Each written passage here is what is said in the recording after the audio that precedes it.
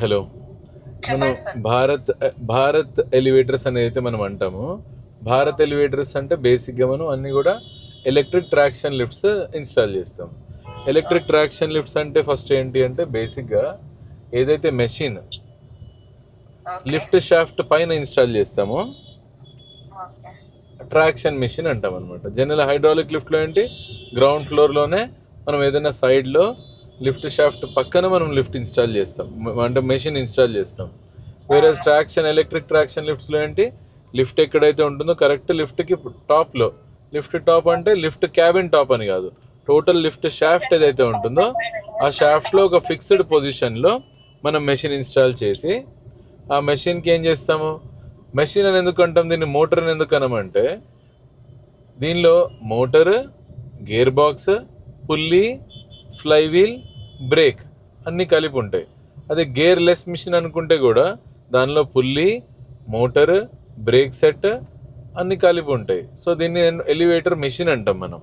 ఈ elevator machine ఏదైతే ఉంటుందో ఎలివేటర్ మిషన్లో ఒక సైడ్ హ్యాంగ్ చేస్తాం అనమాట, రోప్ ద్వారా ఒక సైడ్ క్యాబిన్ని హ్యాంగ్ చేస్తాము, ఇంకొక సైడ్ కౌంటర్ వెయిట్స్ని హ్యాంగ్ చేస్తాము.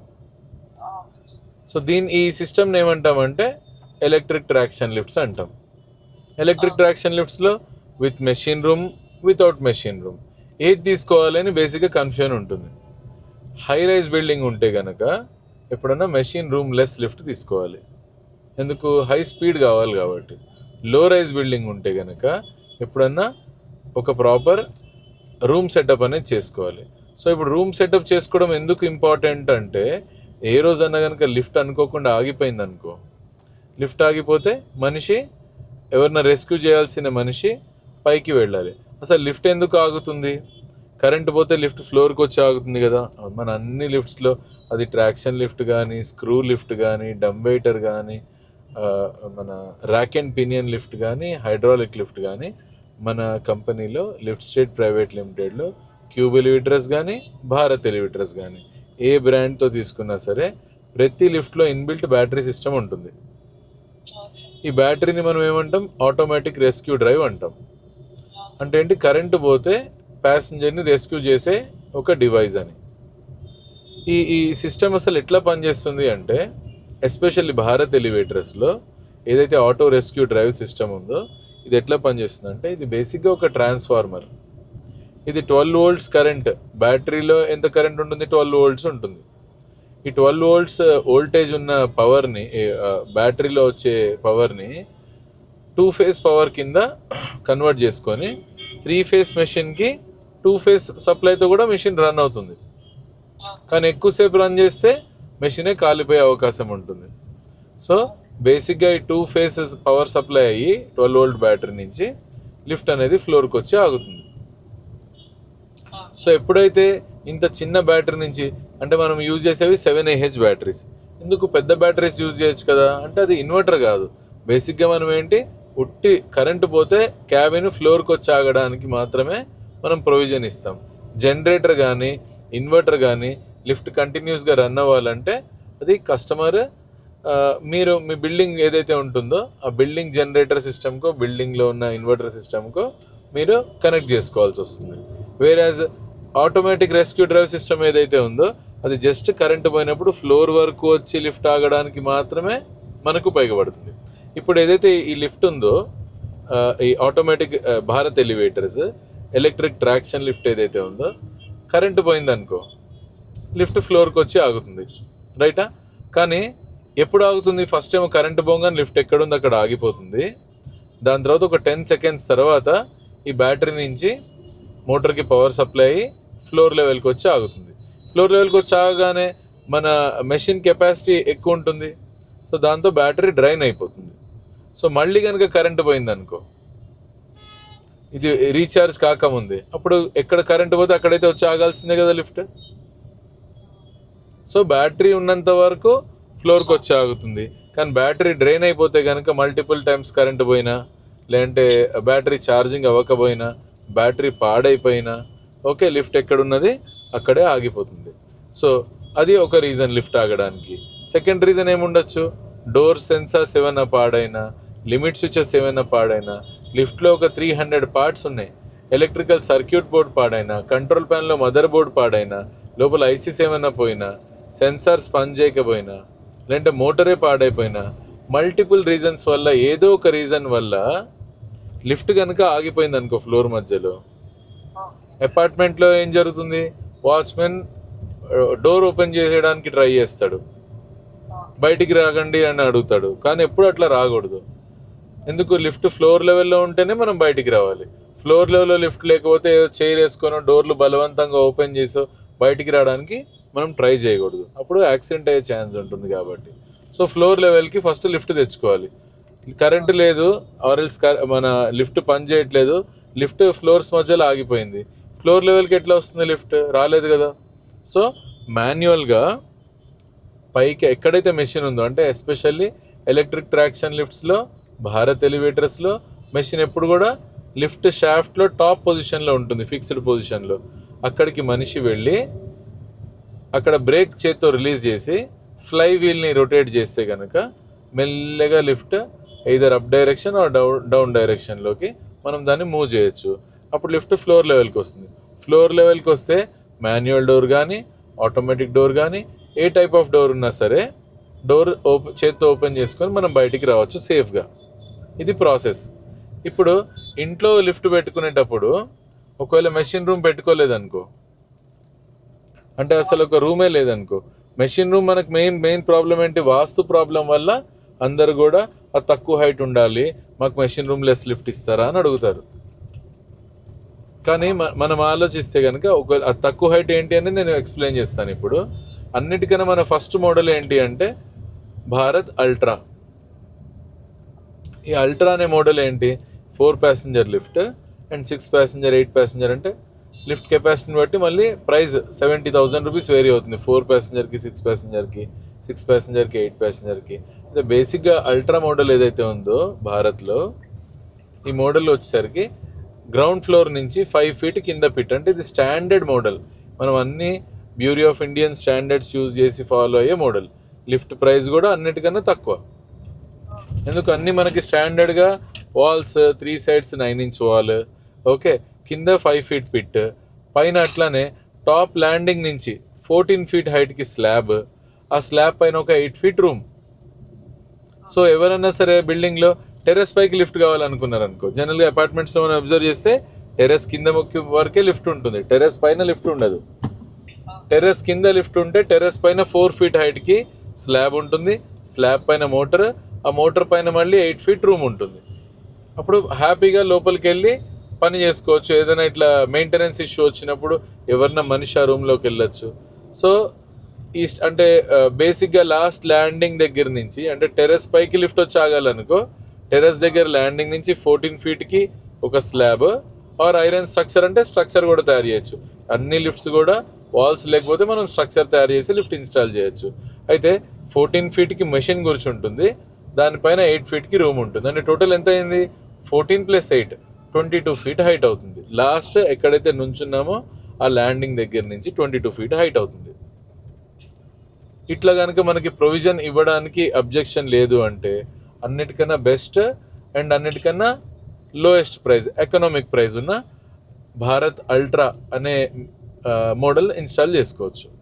సేమ్ దీనిలో కూడా ప్రైస్ ఏమేమి ఉంటుంది, ఒకటి స్ట్రక్చర్ అనుకుంటే, వాల్స్ లేవనుకుంటే structure cost, lift cost, doors cost, installation cost. Price లిస్ట్లో ఏ డోర్కి ఎంత ప్రైస్ అని రాస్తుంది కదా, ఎన్ని ఫ్లోర్స్కి ఎంత ప్రైస్ అని రాస్తుంది. So lift cost, doors cost, ఇన్స్టాలేషన్కి అడిషనల్ కాస్ట్, టోటల్ పైన ట్యాక్స్, ఇది అనేది ఉన్న దానిలో ఎకనామిక్ మోడల్ మన దగ్గర. దీనికన్నా ఎవరికైనా ప్రైస్ తక్కువ కావాలనుకో, అప్పుడు ఏం చేయాలి, స్టెయిన్లెస్ స్టీల్ క్యాబిన్ బదులు మైల్డ్ స్టీల్ క్యాబిన్ వేసుకుంటే ఒక 20,000 రూపీస్ ఇంకా ప్రైస్ తగ్గుతుంది అనమాట. మైల్డ్ స్టీల్, ఎస్, ఎంఎస్ అంటే మైల్డ్ స్టీల్ పౌడర్ కోటెడ్.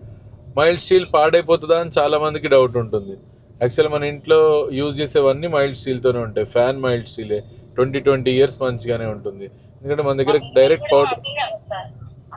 ఏంటమ్మా, అన్నీ అవే ఉంటాయి. బీరువా, ఇంకా బీరువాలు, అల్మారాలు ఇట్లాంటివి స్ప్రే పెయింటింగ్ చేస్తారు, పౌడర్ కోటింగ్ చేయరు, కాస్ట్ ఎక్కువ అవుతుందని స్ప్రే పెయింటింగ్ చేస్తారు. అవే 20 ఇయర్స్ పనిచేస్తాయి. సో క్యాబిన్ జనరల్గా పాడు కాదు. ఒకవేళ పాడైతే ఎప్పుడు పాడవుతుందంటే ఎవరన్నా కీస్ పెట్టి ఆ పెయింట్ అంతా గీకేస్తే, అక్కడ వాటర్ పడితే, అక్కడ తుప్పు వస్తే. నేను అబ్జర్వ్ చేసే 20 years back cabins, 30 years back cabins కూడా ఇంకా మంచిగానే పనిచేస్తున్నాయి మైల్డ్ స్టీల్లో. అండ్ ఇంకొకటి, స్టెయిన్లెస్ స్టీల్లో ఒక గీత ఎవరైనా గీస్తే అది పర్మనెంట్. మైల్డ్ స్టీల్లో ఎవరైనా గీత గీస్తే పెయింట్ పోతుంది, అక్కడ మళ్ళీ రీపెయింట్ చేసుకోవచ్చు. లేదు, మన దగ్గర ఆప్షన్ ఉంది, పాలిగ్రనైట్ షీట్స్తో మనం లోపల క్లోజ్ చేస్తాం. ఎప్పటికప్పుడు క్యాబిన్ని కొత్తగా కూడా మార్చుకునే అవకాశం ఉంటుంది. బేసిక్గా మైల్డ్ స్టీల్ అయితే ఇంకొక 20,000 రూపీస్ రేట్ తగ్గుతుంది. ఏది ఎకనామిక్ మోడల్తో కంపేర్ చేసుకుంటే. అంటే మన అల్ట్రా మోడల్లో మనం ఏం చేస్తాము, స్టెయిన్లెస్ స్టీల్ 202 గ్రేడ్ క్యాబిన్ వాడతాం. దాంతో కంపారిజన్ 20,000 తగ్గుతుంది. అదే మన ప్రీమియం వర్షన్స్కి వెళ్తే 30,000-40,000 రూపీస్ తగ్గిపోతుంది.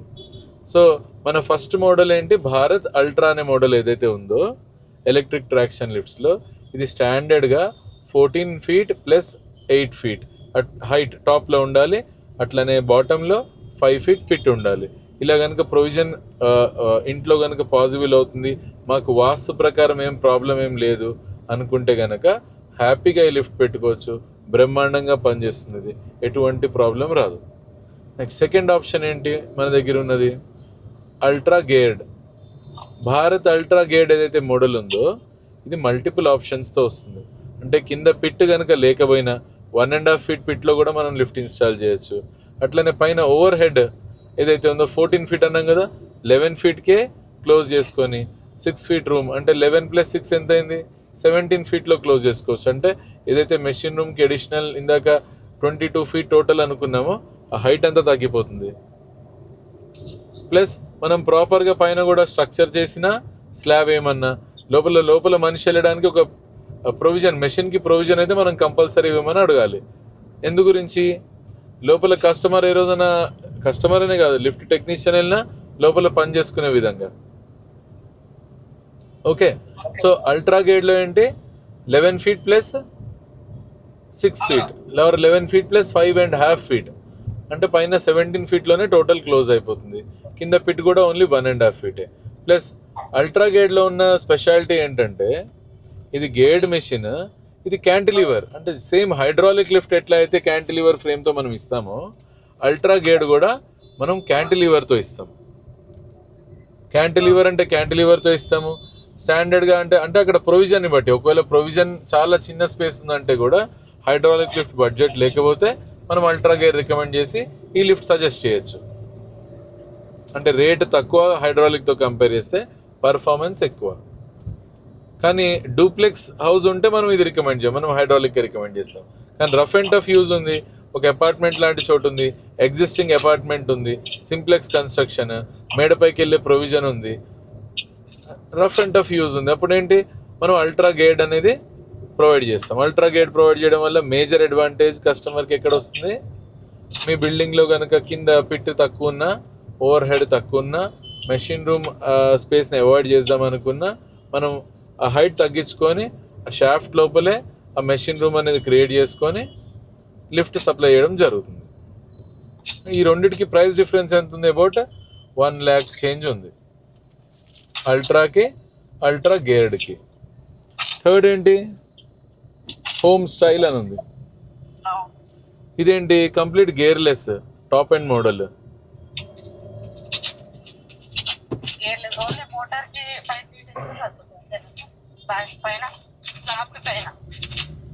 ఏది సప్లై చేసినా మనం గుర్తుపెట్టుకోవాల్సింది ఏంటంటే, రేపొద్దున లిఫ్ట్ ఆగిపోతే ఎట్లా, అక్కడ పైకి వెళ్ళడానికి ప్రొవిజన్ ఉందా లేదా. ఒకవేళ కింద వాళ్ళు కనుక స్లాబ్ ఇవ్వట్లేదు అంటే, ఇప్పుడు 14 ఫీట్లోనే ఇది పెట్టుకోవచ్చు మెషిన్, కానీ రేపొద్దున లిఫ్ట్ ఆగిపోయినప్పుడు ఆ లోపలికి ఎట్లా వెళ్తారు, సైడ్ నుంచి ఏదైనా ప్రొవిజన్ ఓపెనింగ్ ఇస్తున్నామా లేదా. మెషిన్కి యాక్సెస్ కావాలి మనకు, బేసిక్గా మెషిన్కి యాక్సెస్ కావాలి. ఆ లోపలికి ఎవరైనా కస్టమరే వెళ్తే కూడా ఆయనకు సేఫ్టీ ఉండాలి. అట్లా మనం అక్కడ ప్రొవిజన్ చేసుకోవాలి. సో ఈ అన్ని మిషన్స్ కూడా 14 ఫీట్లోనే పెట్టుకోవచ్చు, కానీ అప్పుడు ఇబ్బంది. ఇప్పుడు అల్ట్రా గేడ్ కూడా 14 ఫీట్లో పెట్టామనుకో ప్రాబ్లం రాకూడదు అనమాట. ఇదేంటంటే 10 ఫీట్ ప్లస్ 5 ఫీట్ అంటాం, 15 ఫీట్ అని చెప్తాం మనం. మెషిన్ మనం గేర్లెస్ మెషిన్ ఉన్నా సరే మనం ఏం చేస్తామంటే, మీరు స్లాబ్ వేసుకోండి అని చెప్తాము, అట్లీస్ట్ వన్ సైడ్ స్లాబ్ వేసుకోమని చెప్తాము. మెషిన్ ఎక్కడ కూర్చుంటుందో అక్కడ, ఎందుకంటే రేపు పొద్దున ఇబ్బంది రాకుండా ఉండడానికి. ఓకే, సో ఒకవేళ స్లాబ్ నేను వెయ్యను అన్నారు అనుకో, అక్కడ సి ఛానల్స్ వేసి చెక్కర్ ప్లేట్తో మనం క్లోజ్ చేస్తాం, ఎస్పెషల్లీ మెషిన్ కంట్రోల్ ప్యానల్ ఉన్న ప్లేస్ అయితే.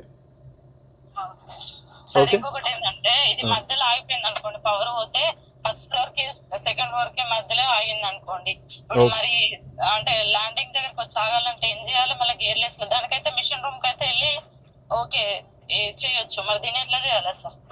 ఓకే, అంటే గేర్లెస్ గేర్తో కంపేర్ చేసుకుంటే ఓకే పవర్ కన్జంప్షన్ కొంచెం తక్కువ కాబట్టి ఏఆర్డి ఫెయిల్యూర్ ఛాన్సెస్ తక్కువ, కానీ ఇక్కడ కూడా బ్యాటరీ పాడే ఛాన్స్ ఉంటుంది, ఇక్కడ కూడా లిఫ్ట్ ప్రాబ్లం వచ్చే ఛాన్స్ ఉంటుంది.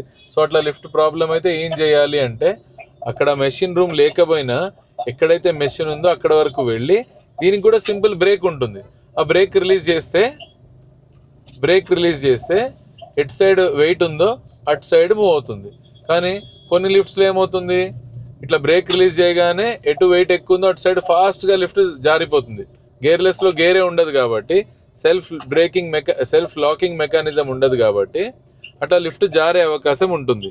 కానీ మన లిఫ్ట్స్లో వచ్చేసరికి మనది ఎందు గురించి గేర్లెస్ కాస్ట్ కొంచెం ఎక్కువ ఉందంటే, మన లిఫ్ట్లో మేజర్ ఏంటంటే మొత్తం బ్రేక్ రిలీజ్ చేసినా సరే లోపల బ్రేకింగ్ మెకానిజం యాక్టివేట్ అవుతుంది గేర్లెస్ లిఫ్ట్స్లో కూడా. అర్థమైందా? సో గేర్లెస్ లిఫ్ట్లో కూడా బ్రేక్ రిలీజ్ చేస్తే లిఫ్ట్ జారదు, మనది స్లోగా వెళ్తుంది కిందకి, అది మేజర్ అడ్వాంటేజ్ అనమాట. సో అందు గురించి దానికి ప్రైస్ ఎక్కువ ఉంది. నెక్స్ట్ ఫోర్త్ ఆప్షన్ ఏముంది, అల్ట్రా హైఫై అని ఉంది ఒకటి, అది ఇంకా కాస్ట్ ఎక్కువ ఉంది. దేనికి అంటే దానిలో అసలుకి రోప్సే లేవు, మెషిన్కి రోపే లేదు, కంప్లీట్ బెల్ట్ డ్రైవ్తో మూవ్ అవుతుంది. అది అంటే ఏదైతే క్యాబిన్ కింద జనరల్గా వైర్స్ ఉంటాయి కదా, కేబుల్స్, ఆ కేబుల్స్ లాంటి దాంతోనే మొత్తం టోటల్ లిఫ్ట్ మూవ్ అవుతుంది. బెల్ట్ డ్రైవ్ మెకానిజం అనమాట, ఇది లేటెస్ట్ టెక్నాలజీ, అందు గురించి అది ఇంకొంచెం కాస్ట్ ఎక్కువ ఉంది. సో ఈ 4 మోడల్స్కి డిఫరెన్స్ అర్థమైందా? సో సేమ్ వీటిలో కూడా ఏంటి, ఒకవేళ కస్టమర్ రోజ్ గోల్డ్ క్యాబిన్ మీకు కావాలనుకున్నారు, okay, so rose gold cabin కావాలనుకుంటే ఓ 50,000 క్యాబిన్ పైన ఎక్స్ట్రా అవుతుంది. అట్లనే doors lift cost plus doors cost plus ఒక ఇన్స్టాలేషన్ కాస్ట్, వాల్స్ లేవనుకుంటే మళ్ళీ స్ట్రక్చర్ కాస్ట్ అనేది అడిషనల్ అనమాట. క్లియరా? Thank you so much.